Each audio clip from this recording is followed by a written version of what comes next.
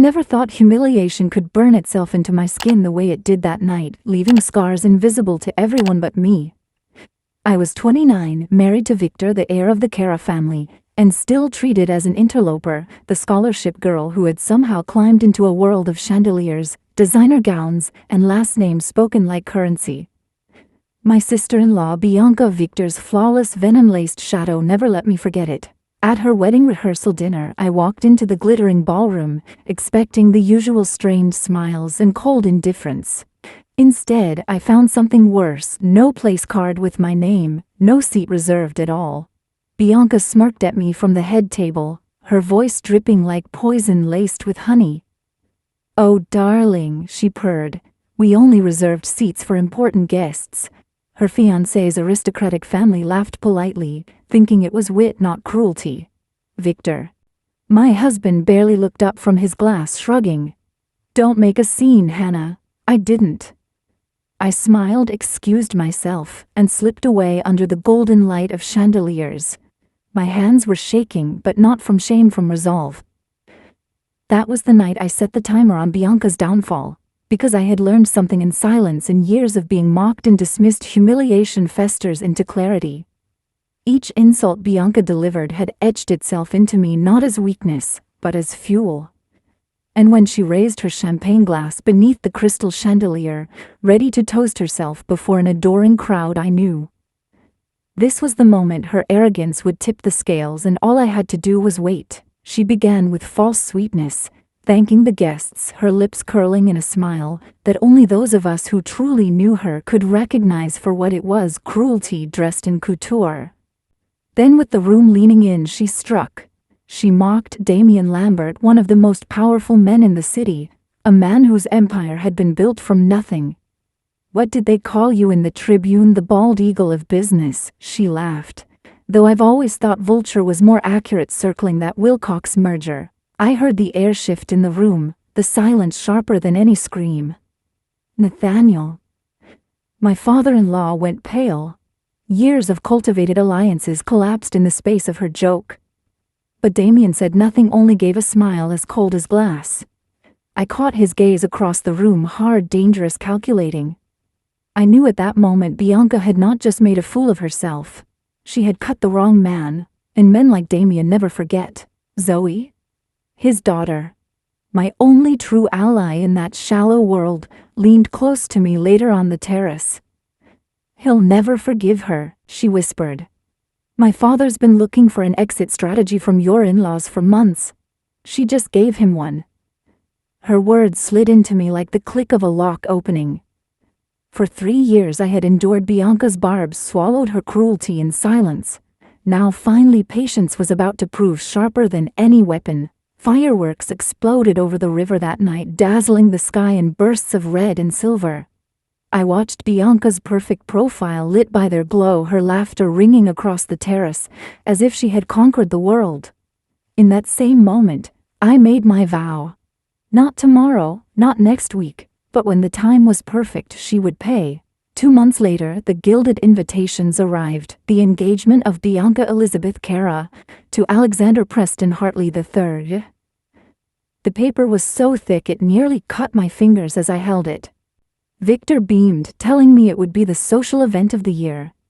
He spoke of stock prices, of mergers, of shipping routes and distribution networks. I smiled faintly, my mind already weaving threads into a net Bianca would never see until it tightened around her throat. At the engagement party, I wore emerald green, knowing Bianca had demanded pastels. She noticed. Of course she did. The diamond on her hand sparkled like a weapon. Alexander by her side, already looking like a man who wanted to be anywhere else. I stood near Zoe, listening as her father's absence was explained away, with vague excuses about urgent business in Tokyo. I knew better. His absence was a statement, and Bianca was too busy flaunting herself to see it. But I saw everything. Hartley Sr. sweating through his tuxedo as he whispered desperate instructions into his phone. I saw Alexander scrolling on his device, even as Bianca posed with her ring. I saw Nathaniel, flushed with victory, raising his glass to toast new beginnings, while the foundation of his empire trembled beneath him. That night as Victor and I drove home, he confessed his unease. If the Hartley deal falls through, everything collapses. Dad's leveraged it all. His words were a stone dropped into the water, ripples spreading through the silence of our car. I kept my own secret, then that I had overheard Hartley's frantic words about liquidations, that I knew the sand their empire was built on was already sliding, and when Zoe called me in the dark, whispering that her father was preparing to sever all ties with my in-laws, I understood. The moment had come, the perfect moment, and I would not waste it. I remember that night as vividly as if it were carved into my bones. The rehearsal dinner was meant to be Bianca's crowning glory, the prelude to a wedding that would cement her name in society forever. But for me, it was the perfect stage. I arrived with Victor on my arm, draped in a midnight blue gown, my makeup soft and deliberate. Nothing to draw attention, nothing to betray that beneath my calm exterior I was a storm holding its breath. The restaurant had been rented out entirely. Chandeliers dripping with crystal silverware gleaming, every detail curated to impress the Hartleys. Bianca, of course, had orchestrated it all down to the seating arrangements. My card was placed at the far end of the room between two elderly relatives who could barely hear their conversation looping endlessly about bridge games and arthritis treatments. Victor frowned when he noticed. "I'll have them fix it," he offered. I laid a hand on his arm and smiled gently. "It's fine. I'm happy here." And I was. From this vantage point, I could see everything. My phone buzzed once under the table. A simple text from Damien. "It is done." I slipped the device back into my clutch, pulse steady. His team had liquidated their shares in silence. Journalists had been fed the story. It would break at precisely 8:00 p.m., the exact moment Nathaniel would rise to give his speech. The scallops on my plate tasted of nothing, my fork moving mechanically as I watched the head table. Bianca glowed in silver satin, her diamond necklace a calculated gift from Alexander, or rather from his family's balance sheet. She looked untouchable, radiant, oblivious to the fact that her empire was already burning at the edges. At 8:05, Nathaniel stood. He lifted his glass, his voice carrying with all the authority of a man who had never once been told no. "Distinguished guests, beloved family members," he began. "We gather tonight on the eve of a momentous occasion. Not just the union of two people, but the joining of two legacies." His phone buzzed on the table. He ignored it, smoothing his voice into practiced grandeur. "Tomorrow, Bianca and Alexander will exchange vows, forging a future of prosperity and growth." More phones buzzed. All around the room a strange ripple began, the chime of notifications breaking through his speech like shattering glass. Hartley Sr. checked his device first. His face drained of color so fast it frightened me. "Nathaniel," he croaked, "the stock." Then Nathaniel's own phone rang. His special ringtone, the one he only used for urgent business. He excused himself stiffly, stepping into the corridor just beyond the glass doors. I watched as his face contorted disbelief, fury, desperation. His hand slammed against the wall, his voice rose. "What do you mean he's withdrawn? That's impossible. The paperwork wasn't finalized until next week." The name Lambert hissed through the air like poison. Every guest heard it. Every investor pulled out their phone. Cara Industries plummets 43% in after-hours trading, someone read aloud. Another voice followed. "Lambert Enterprises severs all ties effective immediately." Chaos bloomed like fire. Phones rang, conversations erupted, investors scrambled. Hartley Sr. swayed on his feet, his lips gray, sweat pouring down his forehead. Then before anyone could catch him, he collapsed face first into his dessert. Gasps rose as waiters rushed forward. Through it all, Bianca froze, her hand clawed at the diamond around her throat, her lips whispering, "The wedding! What about the wedding?" But Alexander wasn't looking at her. He was already on his phone, his back turned, barking orders at his financial team. Love had never been part of the equation, and now with the numbers crashing, neither was loyalty. Bianca's composure cracked. Her shriek cut through the noise as she lunged at Victor, nails biting into his sleeve. "Do something. Call your contacts. Fix this." Victor looked from his sister to his father, who had slumped into a chair, begging his lawyers for options, and then back at her.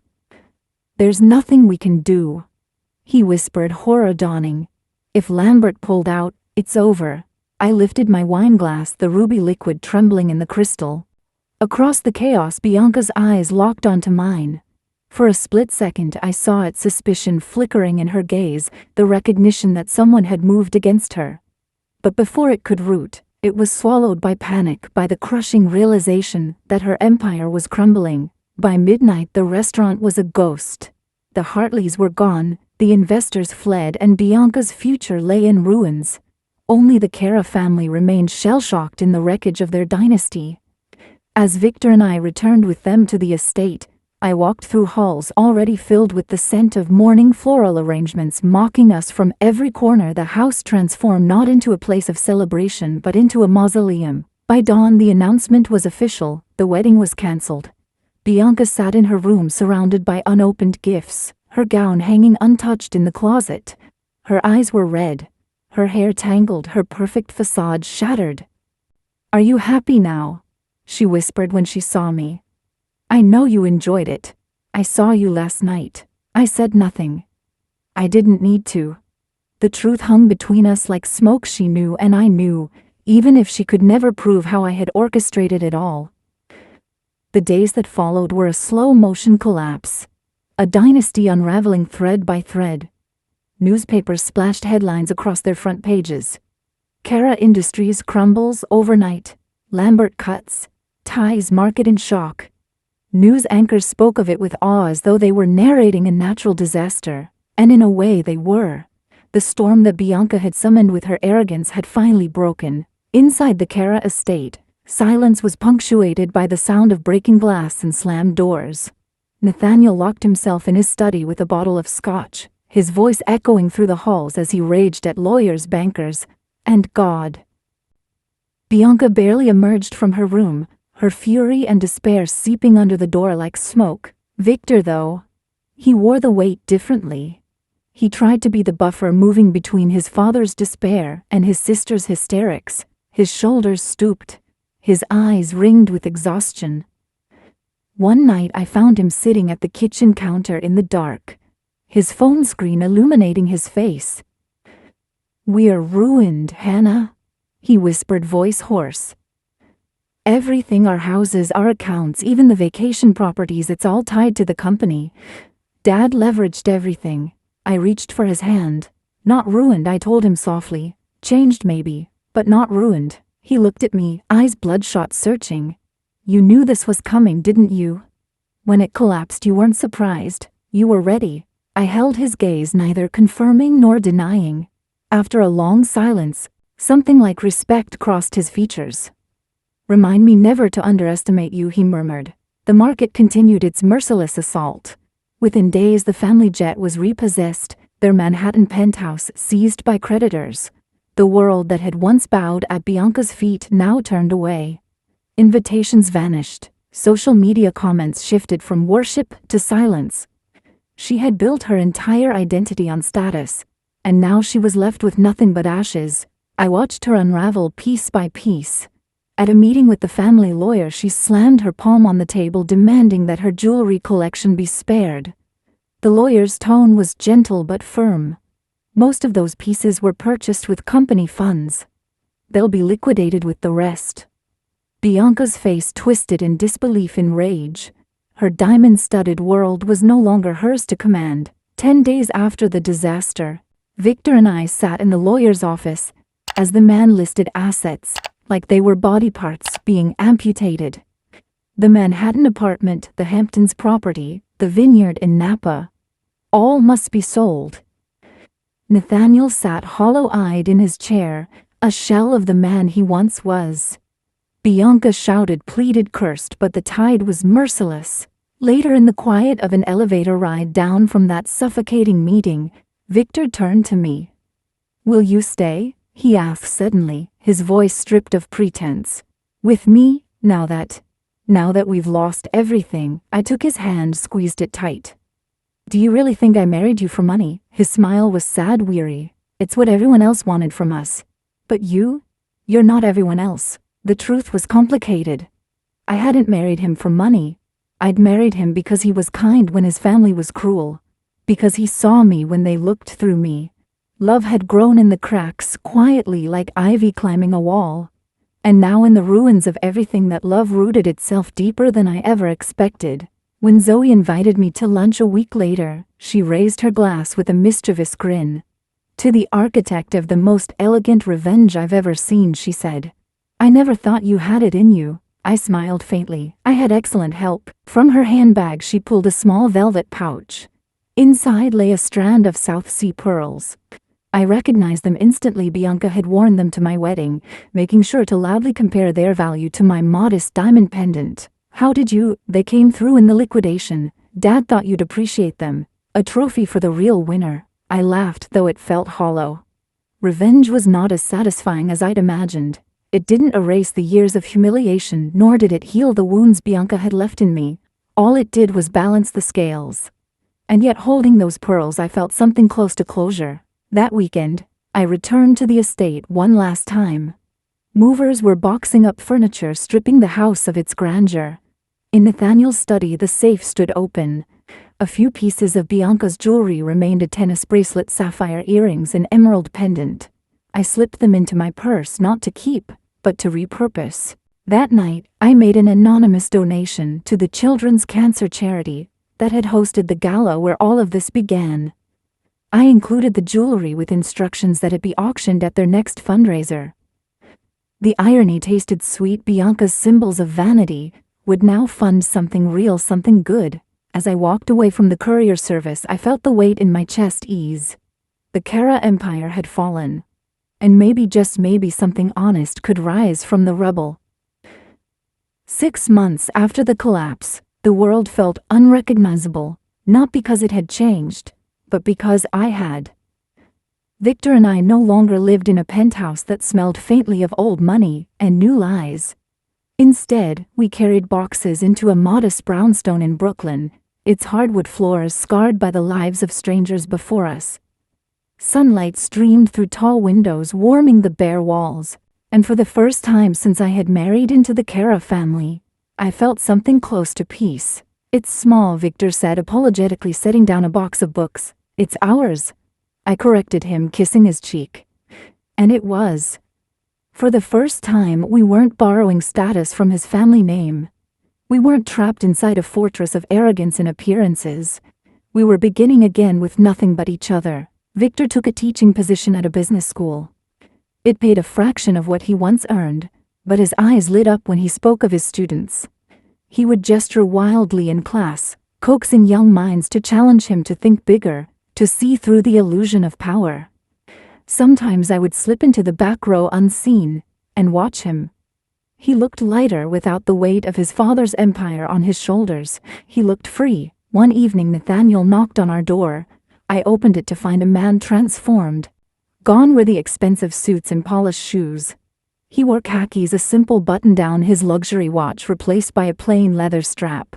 For the first time he looked like a man rather than a caricature of wealth. Nice place, he said quietly, glancing around our living room. No mockery, no backhanded compliments, just sincerity. Victor had been called to the university for an emergency meeting, so Nathaniel and I sat at the kitchen table, steam rising from a pot of coffee between us. Silence stretched until he cleared his throat. I owe you an apology, Hannah. I raised an eyebrow. When Victor brought you home, I thought you were beneath him. Beneath us. But I was wrong. You were the only one who saw us clearly. Who saw Bianca clearly. The mention of her name sent a pang through me, not guilt exactly, but something adjacent. How is she? I asked. He sighed, staring into his cup. Struggling. She hasn't adjusted well. A cousin offered her a teaching job in Switzerland, a finishing school. His laugh was humorless. Bianca teaching etiquette, the irony isn't lost on me. At 28 she had been exiled to the very world she once mocked. Stripped of status, stripped of her crown, forced to become a servant to the ideals she used to wield like a weapon. Nathaniel's voice softened. After her mother died, I gave her everything she wanted. I thought it would make up for her loss, but I made her a tyrant. I didn't offer comfort. Some truths cut too deep to be softened. I only said some lessons need to hurt to teach. He nodded, surprisingly accepting. When he left, his shoulders seemed lighter, as though he had finally laid down the armor of pride he had carried for decades. But even as his humility grew, Victor began to see me differently. One night he touched my cheek, his thumb brushing the curve of my jaw. "You didn't just make a call that night, did you?" he asked softly. "You'd been playing a longer game all along." I hesitated, then asked, "Does it matter?" "No," he whispered. "Except now I realize I never really knew you." His smile was both odd and weary. "You're terrifying. And I love you for it." Something shifted between us in that moment, the last remnants of pretense falling away. What had started as a marriage of convenience born from kindness and attraction had been tempered in fire into something deeper, something unbreakable. Weeks later, a package arrived with no return address. Inside was a fountain pen, vintage leather case worn smooth with age. A note accompanied it, handwritten on heavy stationery. "This pen belonged to my father. He built our company from nothing, taught me that true power comes not from wealth, but from patience and precision. You remind me of him. Regards, Damien Lambert." I traced the ink with my fingers, my heart tightening. My own father, long gone, had taught me the same. Integrity mattered more than appearance, justice more than privilege. He would have been proud, I thought, or at least he would have understood. But Zoe's warning haunted me. "Be careful not to become what you hated." Revenge, I was learning, reshapes the soul if you let it. In the quiet of my room, I turned a pair of diamond earrings over in my palm, the only piece of Bianca's jewelry I'd kept. Not as a trophy, not to wear, but as a reminder. Justice must always balance against cruelty, or else it curdles into the very thing it sought to destroy. Spring came, and with it, a new beginning. Victor and I sat across from Damien in his glass-walled office, the city sprawling beneath us. "There's a void where Kara Industries once stood," he said, "and I believe you can fill it." Victor's hand squeezed mine under the table. Horizon Partners was born that day. Our firm, our vision, our chance to build something not on arrogance but on truth. And for the first time I felt the future unfurl before us, like a horizon touched by morning light. Nearly a year after the Kara Empire's collapse, life no longer felt like survival. It felt like rebuilding. Horizon Partners had grown from a dream scratched on paper into a firm with clients who value transparency over intimidation. Our office wasn't gilded, but it was alive with ideas. Victor thrived in his role, his passions spilling into every meeting. And me, the outsider, the scholarship girl, the insignificant wife, I had become something Bianca could never touch, indispensable. Nathaniel, too, had found his footing again, though in humbler shoes. He ran a one-man consultancy from his brother's guest house, serving small businesses he once would have sneered at, and for the first time he listened. He asked questions. He seemed human. Humility had stripped him of the armor that wealth once provided. As for Bianca, she became a ghost we rarely mentioned. Then one afternoon, a postcard arrived in the mail. Swiss postmark. No return address. Just an image of the Starlight Gala captured mid-toast, Bianca Glass raised high, her perfect smile frozen at the exact moment. Her arrogance had sealed her fate. Her handwriting on the back, "To Hannah," no message, no plea, just acknowledgement. I framed it and placed it on my desk at Horizon Partners. Not as a trophy, but as a reminder, even the smallest actions ripple outward. Her toast had been the first drop in a wave that changed everything. When Zoe became CEO of Lambert Enterprises, we toasted her under the glow of city lights. She looked radiant, not from wealth, but from a power she had earned. "I'm getting married," she announced casually. "To James Porter. He teaches literature. Not a merger, not a business transaction, just love." The wedding was held in the sculpture garden of the Metropolitan Museum, sunlight catching the glass and stone. Zoe walked down the aisle in a simple ivory gown, her hand steady in her father's. Damien, older now, his face lined but proud, whispered to me at the reception, "A Lambert marrying for love instead of leverage. Times are changing thanks to you." I watched Zoe and James dance effortless despite their lack of lessons, and thought of how different her marriage would be from Bianca's aborted spectacle. Around us laughter rang without calculation. Friends gathered not for profit but for joy. Karma doesn't forget addresses, I murmured to Zoe as we stood together near the fountain. Neither do friends, she replied, squeezing my hand. That night, as the orchestra swelled and Victor pulled me into his arms, I realized something profound. I hadn't just orchestrated revenge. I had carved space for something purer, for love, for honesty, for a life unshackled by cruelty. Revenge had been the spark, yes, but what grew from the ashes was something far more powerful: freedom. And so here I am telling you my story, not just of betrayal, not just of revenge, but of survival and transformation. If you've ever been humiliated, dismissed, or told you don't belong, let this be a reminder. Patience has teeth and justice comes in many forms. If my story resonated with you, please take a moment to like, share, and subscribe. It helps more than you know, and I would love to hear your own reflections in the comments below. Together we carry these stories, not just of pain, but of resilience.